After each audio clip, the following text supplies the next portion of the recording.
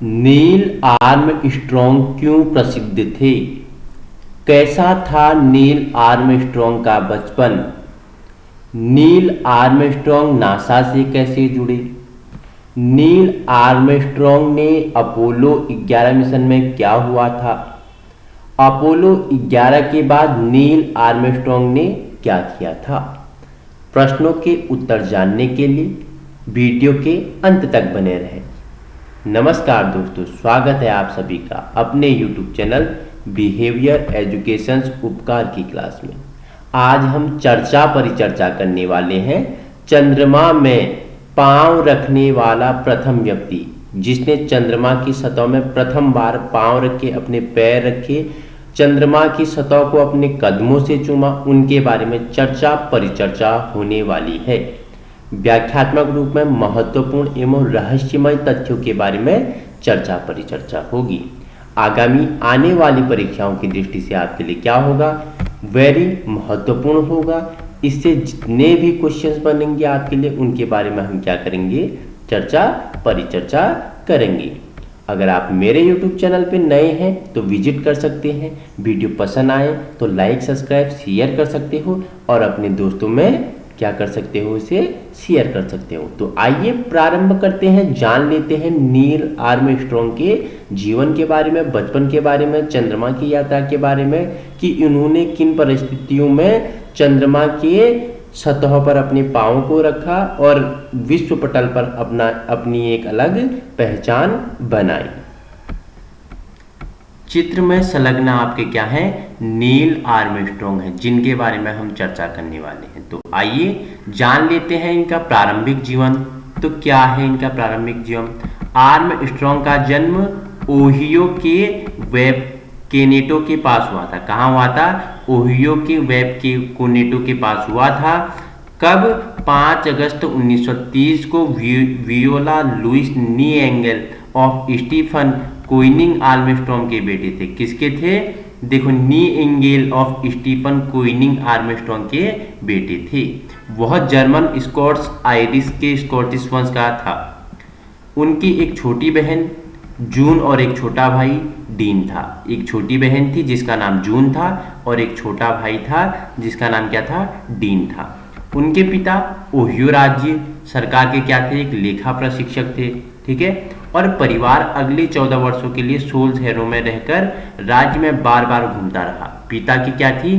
राज्य सरकार में एक लेखा प्रशिक्षक थे और इनका परिवार अगले 14 वर्ष के लिए, ठीक है, 14 वर्षों के लिए सोल शहरों में रह रहकर घूमता रहा। आगे चर्चा परिचर्चा कर लेते हैं। आर्मस्ट्रॉन्ग का उड़ान के प्रति प्रेम इस समय के दौरान बढ़ गया जब 2 साल की उम्र में शुरू हुआ, जब उनके पिता उन्हें क्या क्लीवलैंड एयर रेस में लेके थे। उनका उड़ान के प्रति, ठीक है, उनका उड़ान के प्रति प्रेम कब बढ़ा? जब उनके पिता उन्हें क्लीवलैंड एयर रेस में ले गए थे, जब वह 5 या 6 साल के थे। आर्मस्ट्रॉन्ग कितने साल के थे तब? 5 या 6 साल के थे। तब उन्होंने अपनी पहली हवाई जहाज उड़ान का अनुभव किया। ओहियो जब उन्होंने और उनके पिता ने फोल ट्राइमोटर, जिसे तीन गुंज भी कहा जाता है, में सवारी की थी, तब से इनकी क्या बढ़ी? उड़ान के प्रति प्रेम एवं दिलचस्प की भावना उत्पन्न होने लगी। परिवार का अंतिम कदम 1944 में था और उन्हें वापकोनेटो वापस ले गया, जहां आर्मस्ट्रॉन्ग ने ब्लूम हाई स्कूल में भाग लिया था। ठीक है, ये 1944 में इन्हें क्या वापकोनेटो, जहां इनका जन्म हुआ था, वहां वापस चले गए, जहां आर्मस्ट्रॉन्ग ने ब्लूम हाई स्कूल में भाग लिया। वापाकोनेटो हवाई क्षेत्र में उड़ान सबक लिया। उन्होंने अपने 16वें जन्मदिन पर एक छात्र उड़ान प्रमाण पत्र भी अर्जित किया। फिर अगस्त में अकेल ड्राइविंग लाइसेंस भी इन्होंने प्राप्त कर ली। वह एक सकेरी बॉय स्काउटक था। क्या था? एक सकेरी बॉय स्काउटक था। उसने ईगल स्काउटक का पद अर्जित किया। एक वयस्क के रूप में उन्हें स्काउटक द्वारा अनेक विशिष्ट ईगल स्काउट अवार्ड और सिल्वर बैफेलो अवार्ड से मान्यता दी गई। 18 जुलाई 1969 को चंद्रमा की ओर उड़ान भरते समय उन्होंने उपस्थित लोगों का क्या किया? अभिवादन भेजा और राष्ट्रीय स्काउट जम्बोरी कुछ व्यक्तिगत वस्तुओं में से एक विश्व विश्व स्काउट क्या था, बैज था, जो वह अपने साथ चंद्रमा में वापस ले गया था। 17 साल की उम्र में 1947 में आर्मस्ट्रॉन्ग ने वेस्ट लाफायेट इंडियाना में फ्यूडर्स विश्वविद्यालय में वैमानिकी इंजीनियर का अध्ययन शुरू किया था। वह कॉलेज जाने वाले अपने परिवार के दूसरे व्यक्ति थे। क्या बोल रहा है कि वर्ष 1947 में आर्मस्ट्रॉन्ग ने वेस्ट लाफायेट इंडियाना में फ्यूडर्स विश्वविद्यालय में वैमानिकी इंजीनियर का अध्ययन शुरू किया था। वह कॉलेज जाने वाले अपने परिवार के दूसरे व्यक्ति थे। उन्हें Massachusetts institute of technology MIT ने भी स्वीकार कर लिया था, लेकिन उन्होंने 1945 में ओहियो स्टेडियम में फ्यूडर्स बॉयलर मेकर्स और ओहियो स्टेट बकीज के बीच एक फुटबॉल खेल देखने के बाद फ्यूडर्स जाने का संकल्प लिया, जिसमें quarterback Bob DeMoss Boilermakers को अत्यधिक सम्मानित, बकीज पर एक अच्छी जीत के लिए नेतृत्व किया। MIT में भाग लेने वाले एक चाचा ने भी उन्हें क्या दी थी, सलाह दी थी। किसे, हमारे नील आर्मस्ट्रॉन्ग को। कैम्ब्रिज मैसाचुसेट्स में गए बिना अच्छी शिक्षा प्राप्त कर सकते हैं। होलोवे योजना के तहत उनके कॉलेज के ट्यूशन का भुगतान किया गया। एक योजना थी, उसका नाम था होलोवे, ठीक है। उस योजना के तहत इनका ट्यूशन का क्या किया गया, भुगतान किया गया। सफल आवेदकों ने 2 साल के अध्ययन के लिए प्रतिबद्ध किया। उसके बाद 2 साल की उड़ान प्रशिक्षण और अमेरिका नौसेना में एक एविएटर के रूप में क्या किए, के रूप में इन्होंने सेवा दी। फिर अपनी स्नातक की डिग्री के अंतिम 2 साल पूरे किए। आर्मस्ट्रॉन्ग नौसेना विज्ञान में पाठ्यक्रम नहीं लिया, न ही वो नौसेना रिजर्व अधिकारी प्रशिक्षण की कोर में शामिल हुए थे। ठीक है, आगे परिचर्चा कर लेते हैं। जन्म मैंने आपको बता दिया, 5 अगस्त 1930 वेब कार्नेटो ओहियो में हुआ था।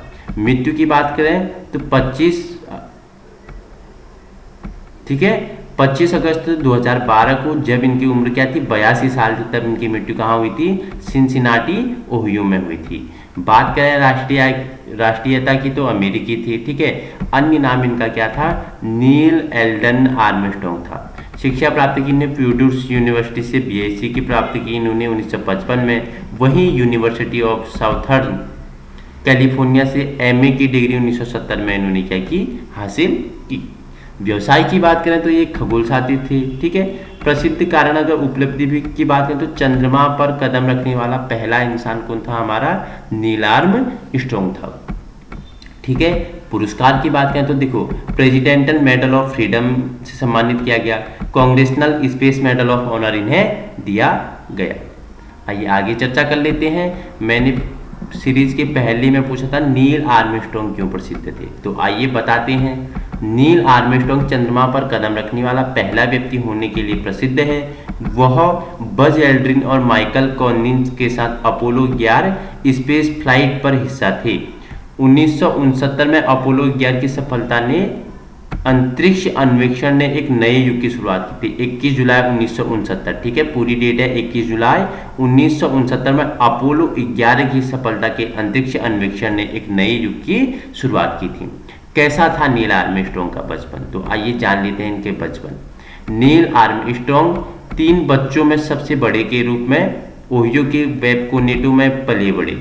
6 साल की उम्र में उन्होंने पहली बार हवाई जहाज में उड़ान भरी, एक ऐसा अनुभव जिसने उनके उड़ान के लिए एक जुनून को प्रज्वलित किया था। 6 साल की उम्र में इन्होंने हवाई जहाज में पहली बार क्या की, उड़ान भरी, जिसके कारण इनके प्रति इस क्षेत्र में क्या आ गई, प्रेम आने लग गया, दिलचस्प आने लग गया। इसी उड़ान के क्षेत्र में इन्होंने दिलचस्पी ली।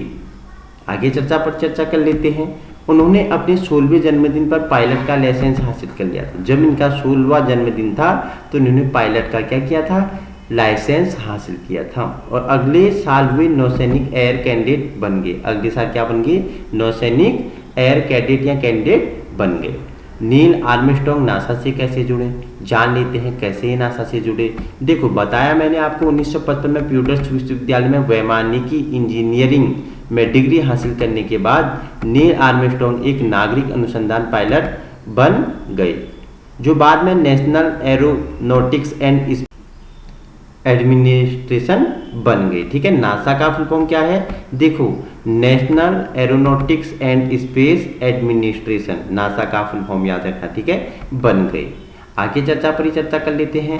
1962 में अंतरिक्ष कार्यक्रम में शामिल होने से पहले उन्होंने 2450 घंटे से अधिक समय तक उड़ान भरी थी। देखो, 1962 में जब यह अंतरिक्ष कार्यक्रम में शामिल होने से पहले इन्होंने क्या 2450 घंटे की अधिक समय तक उड़ान भरी थी।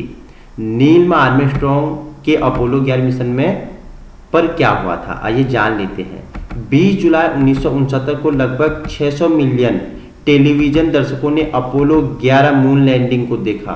नील आर्मस्ट्रॉन्ग ने चांद की धरती पर कदम रखा और कहा, यह आदमी के लिए एक छोटा कदम है। यह आदमी के लिए क्या है? एक छोटा कदम है, मानव जाति के लिए एक बड़ी छलांग है। क्या बोला कि आदमी के लिए एक छोटी कदम है, मानव जाति के लिए क्या है? एक बड़ी छलांग है। वह क्रूमेट बज एल्ड्रिन चंद्रमा पर 21 घंटे से अधिक के वैज्ञानिक प्रशिक्षणों और नमूनों संग्रह के बाद चले गए थे। ठीक है, अपोलो 11 के बाद नील आर्मस्ट्रॉन्ग ने क्या किया? अपोलो 11 के बाद नील आर्मस्ट्रॉन्ग ने क्या किया? ठीक है, तो मैंने आपको बताया कि नील आर्मस्ट्रॉन्ग के अपोलो 11 मिशन पर क्या हुआ था। तो जो मिशन था इनका, उसका नाम था अपोलो 11। बताया 20 जुलाई 1969 को लगभग 600 मिलियन टेलीविजन दर्शकों ने अपोलो 11 मून लैंडिंग को देखा था। अपोलो का क्या देखा था? मून मतलब होता है चंद्रमा पर, लैंडिंग मतलब कि चंद्रमा पर जो इनका अपोलो 11 उतरा उसे कितने 600 मिलियन लोगों ने देखा था। यह मानव जाति के लिए एक छोटा कदम है, लेकिन नहीं, यह आदमी के लिए क्या है? एक छोटा कदम है, लेकिन मानव जाति के लिए एक बड़ी छलांग है। आइए आगे बढ़ लेते हैं। अपोलो 11 के बाद नील आर्मस्ट्रॉन्ग ने क्या किया था? 1969 में अपने सफल अपोलो 11 मिशन के बाद नील आर्मस्ट्रॉन्ग और उनके साथियों ने अंतरिक्ष अन्वेषण के एक नए युग का जश्न मनाने के लिए 20 से अधिक देशों का दौरा किया। आर्मस्ट्रॉन्ग को उस वर्ष स्वतंत्रता का राष्ट्रपति पदक मिला था। उन्होंने 1971 में नासा से इस्तीफा दे दिया और अपने पूरे जीवन के लिए विभिन्न शैक्षणिक और व्यावसायिक गतिविधियों में खुद को विसर्जित कर दिया। आइए आगे जान लेते हैं इनके रूप में। नील आर्मस्ट्रॉन्ग पूर्ण रूप से नील एल्डन आर्मस्ट्रॉन्ग, ठीक है, जन्म मैंने बता दिया 5 अगस्त 1930 वेपाकेनेटो, ओहियो, यूएसए में हुआ था। मृत्यु 25 अगस्त 2012 को, जब ये 82 वर्ष के थे, तब कहाँ हुआ था? सिंसिनाटी, ओहियो में हुआ था। अमेरिका अंतरिक्ष यात्री इस पर पैर रखने वाला पहले व्यक्ति थे। चांद पर पैर रखने वाले प्रथम व्यक्ति कौन थे? नील आर्मस्ट्रॉन्ग थे। आइए जान लेते हैं इनकी शुरुआती जिंदगी और पेशे के बारे में। आप परिचर्चा कर लेते हैं।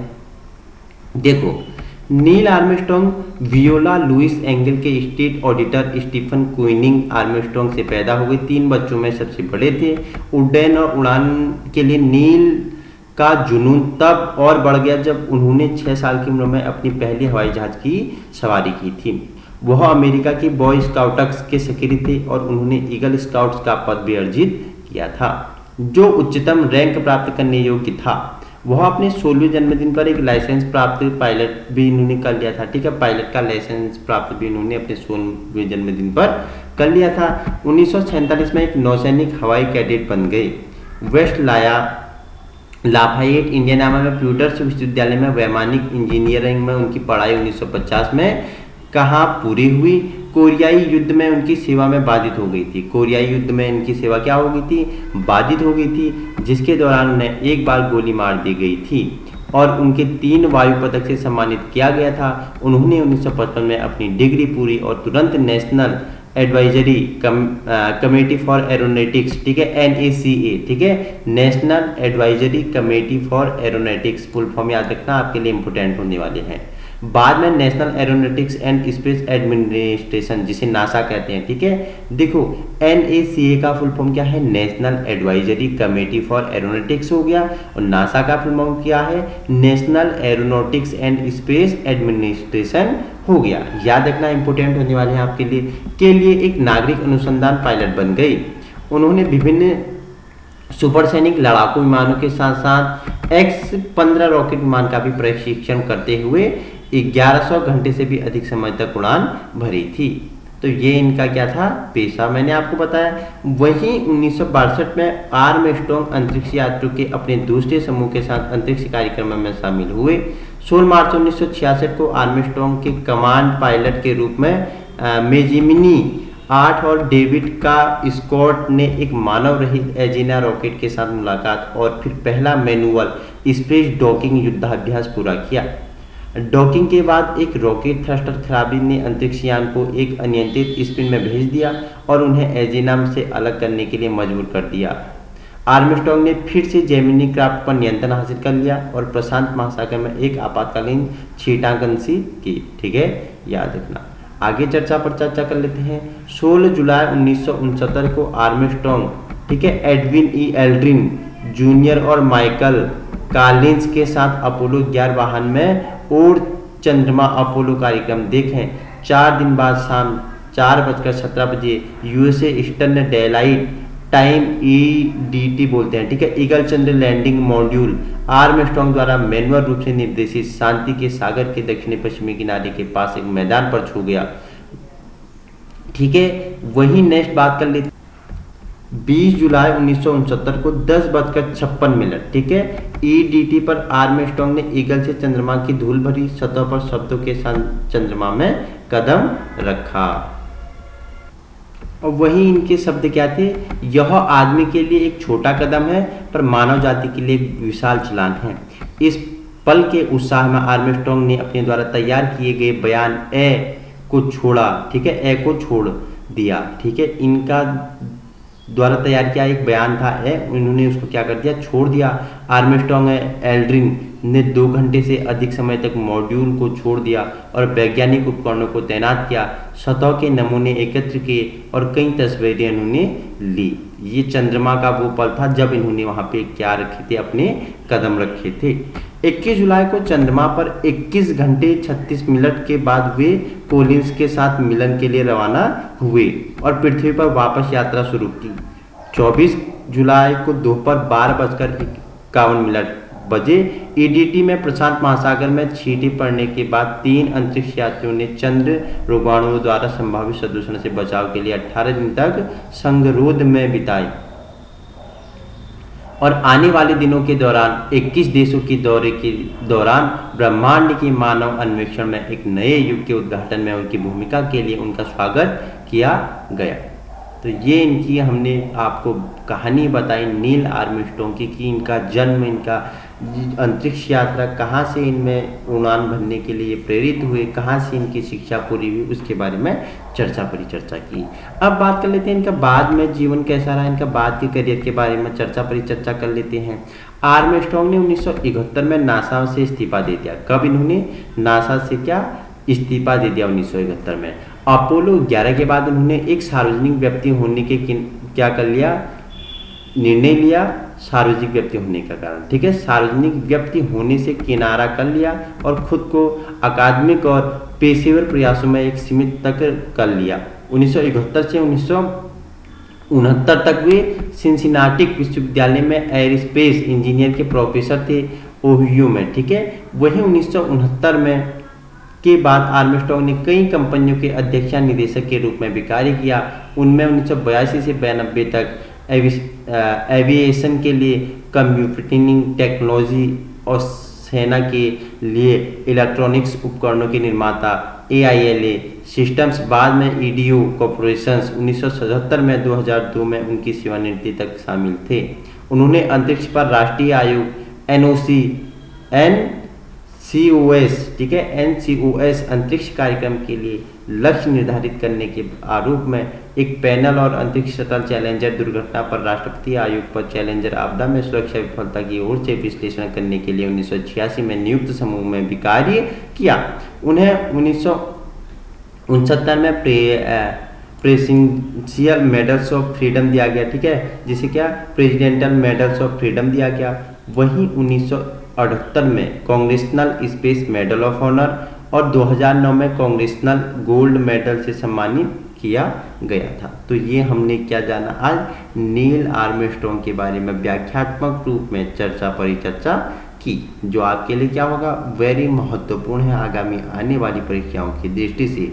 अगर आपको इसी प्रकार की वीडियो चाहिए, आप हमारे YouTube चैनल बिहेवियर एजुकेशन उपकार की क्लास को क्या कर सकते हो, विजिट कर सकते हो, जो आपका क्या करता है बेसिक तैयार करता है। Thank you so much for watching.